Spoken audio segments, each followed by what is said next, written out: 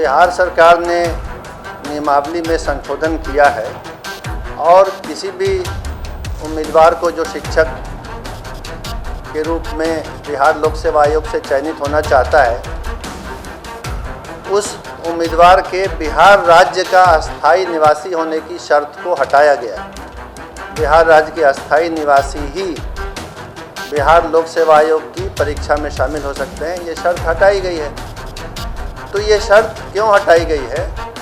इस शर्त को नहीं रखा जा सकता है, रखना व्यवहारिक नहीं है, विधि सम्मत भी नहीं है, कानूनन संभव नहीं है ये शर्त रखना। ये बात समझाने के लिए, बताने के लिए मैंने आप सबको यहाँ बुलाया है। आर्टिकल 16 बिल्कुल स्पष्ट है। आर्टिकल 16 का सब आर्टिकल 2, सब क्लॉज 2, वो ये कहता है, मैं पढ़ के सुना देता हूँ।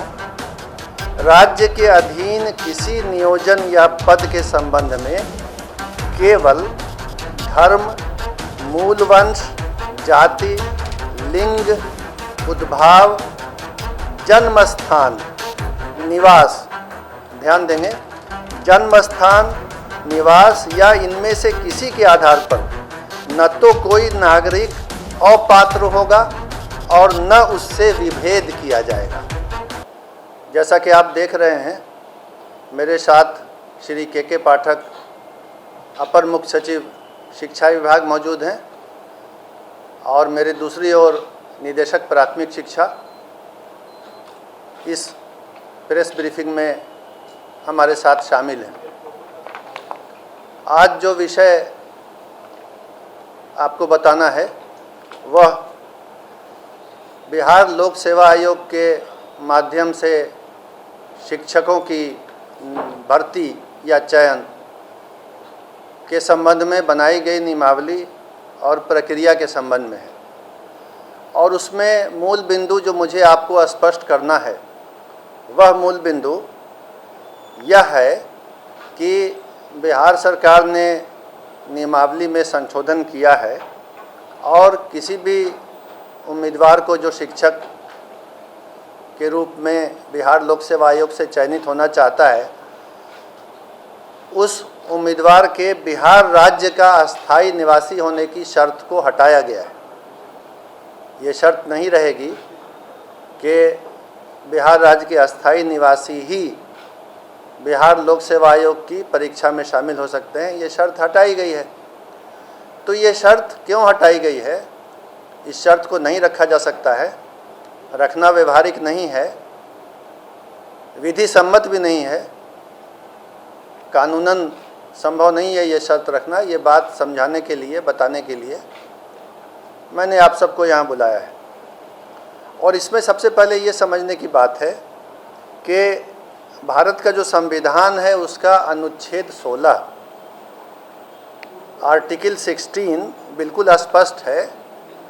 आर्टिकल 16 का सब आर्टिकल 2, सब क्लॉज 2, वो ये कहता है, मैं पढ़ के सुना देता हूँ।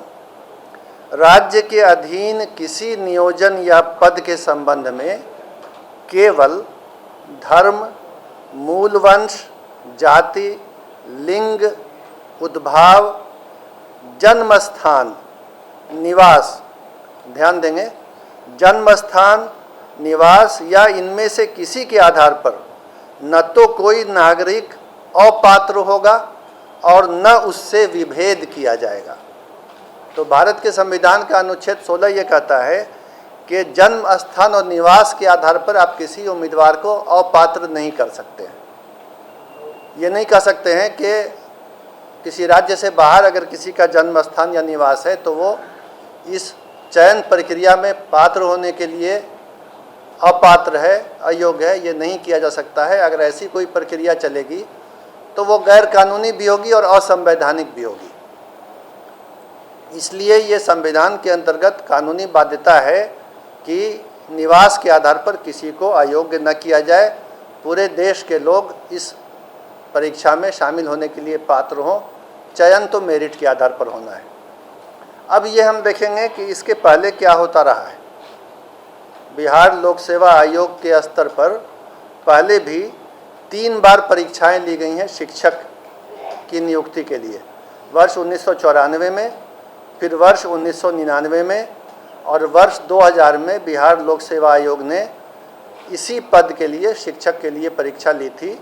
और तब भी यही नियम था उस परीक्षाओं में भी कि देश के किसी भी भाग का नागरिक परीक्षा में भाग ले सकता है और चयनित हो सकता है, और इसके आलोक में ही पहले चयन हुआ है। ये जो नियमावली थी जिसके आधार पर 1994, 1999 और सन 2000 में परीक्षाएं हुई, ये नियमावली उसके पूर्व 1991 में ही बनी थी। उसमें स्थानीय निवासी का प्रावधान नहीं था, और इस कारण से इस बार भी जो बिहार लोक सेवा आयोग से परीक्षा होगी उसमें बिहार के निवासी होने का प्रावधान नहीं रखा जा सकता है। इसके बाद जो वर्ष 2012 की नियमावली बनी थी उसमें भी जब चयन हुआ, हालांकि उसमें स्थानीय निवासी होने का प्रावधान नहीं था, लेकिन उसके बाद भी चयन हुआ तो 1,68,000 रिक्ति के विरुद्ध जो नियुक्ति हुई तो राज्य के बाहर के मात्र 3,413 अभ्यर्थी चयनित हुए। यानी 1,68,000 में सिर्फ 3,000 से कुछ अधिक राज्य से बाहर के थे और बाकी सभी जो थे वो राज्य के अंदर के थे। तो इससे ये पता चला कि अगर ये नियम रखा भी जाता है कि राज्य से बाहर के अभ्यर्थी पात्र होंगे तो उनकी किसी भी संख्या में, अधिक संख्या में, या जिसको अंग्रेजी में सिग्निफिकेंट नंबर कहते हैं, किसी विशेष संख्या में चयनित होने की संभावना बहुत कम है। ये बात भी शिक्षा विभाग ने पता कर ली है। अन्य राज्यों में, पड़ोसी राज्य सहित, उत्तर प्रदेश सहित किसी भी राज्य में अभी तक ऐसे किसी नियम की जानकारी नहीं मिली है जिसमें उसी राज्य के व्यक्ति पात्र हों, दूसरे राज्य के पात्र नहीं हों। ऐसी बात नहीं है। इस नियम के अंतर्गत बिहार के भी जो निवासी हैं वो उन राज्यों में पात्र हैं, अन्य राज्यों के निवासी भी उन राज्यों में पात्र हैं। अन्य राज्यों में भी यही स्थिति है कि स्थानीय राज्य का निवासी होने की शर्त नहीं है। इसके अलावा ये बात भी विचारणीय है कि 50% रिक्तियाँ आरक्षित रहती हैं। आरक्षण का नियम स्पष्ट है, जो आरक्षण का अधिनियम बिहार में है, सभी सेवाओं में लागू है कि आरक्षण का लाभ, आरक्षण के आधार पर चयनित होने का लाभ केवल और केवल राज्य के अंदर के निवासी को ही मिलता है। ये आरक्षण का नियम है, ये शिक्षक नियमावली में नहीं है, ध्यान देंगे। तो ऐसे भी चूँकि आरक्षण में ये नियम है और इस बार भी लागू होगा कि बिहार राज्य के अंदर के जो लोग हैं उन्हीं को आरक्षण का लाभ मिलेगा, तो 50% रिक्तियों पर तो आरक्षण के कारण बिहार के ही लोग चयनित होंगे, और बाकी पर जैसा मैंने बताया, पिछली बार का भी अनुभव है कि बहुत ही नाम मात्र को ही बाहर के लोग चयनित होते हैं। स्थानीय निवासियों को कोई उससे विशेष घाटा या नुकसान नहीं होता है। और अंत में ये बात समझने की है कि जिस तरह हम लोगों ने ओपन किया है कि देश का कोई भी नागरिक यहाँ अप्लाई कर सकता है, यही दूसरे राज्यों में भी है। तो अगर विभिन्न राज्य इस तरह के नियम बनाने लगेंगे, हालांकि वो विधि सम्मत नहीं होगा, लेकिन अगर बनाने लगेंगे कि उसी राज्य के लोग अप्लाई करें, तो जाहिर है बिहार के भी जो युवक हैं, युवतियां हैं, जो अभ्यर्थी हैं, जो दूसरे राज्यों में नौकरी के लिए अप्लाई कर रहे हैं, चयनित हो रहे हैं, काम कर रहे हैं, उनके भी अवसर समाप्त हो जाएंगे। तो इसमें तो बिहार का भी घाटा है। अगर देखा देखी सभी राज्यों ने ये करना शुरू किया तो अवसर कम हो जाएंगे बिहार के अभ्यर्थियों के लिए भी। तो कुल मिला के ये किसी के हित में भी नहीं होगा, और ये सरकार ने सभी विधिक पहलुओं की जांच करके, कानूनी पहलू को समझ के, बहुत सोच विचार करके ये नियम बनाया है कि बिहार राज्य सहित पूरे देश के लोग अप्लाई कर सकते हैं। हालांकि संभावना यही है कि अधिकांश या लगभग सभी बिहार राज्य के ही अभ्यर्थी होंगे और चयनित भी वही होंगे।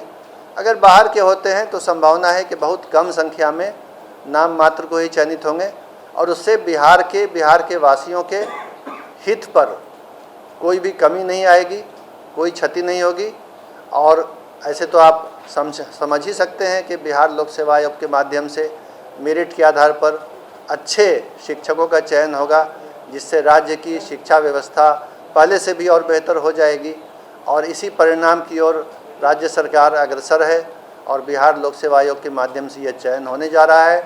तो इन्हीं बिंदुओं पर स्थिति स्पष्ट करने के लिए मैंने आप सबको बुलाया है और उम्मीद करता हूं कि मैं अपनी बात को आपके सामने स्पष्ट रूप से रखने के लिए सफल रहा हूं।